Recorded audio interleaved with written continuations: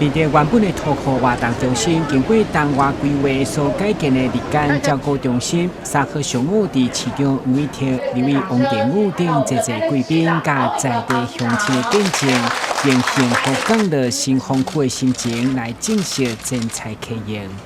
3、2、1，请用钱。桃园长源综合长照机构正式开幕。非常适合吼。包括咱人力，包括因空，包括规人，咱拢服务得到。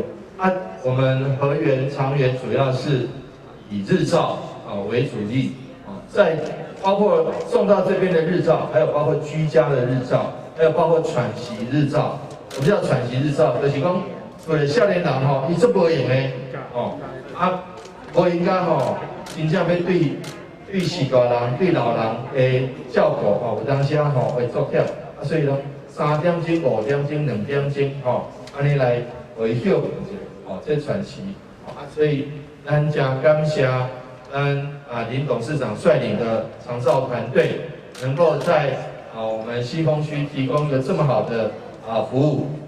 透过政府甲民间的合作，未来这间中园机构将是综合性的日间照顾中心，提供全方位的照顾服务，来满足社区长辈保健的需求。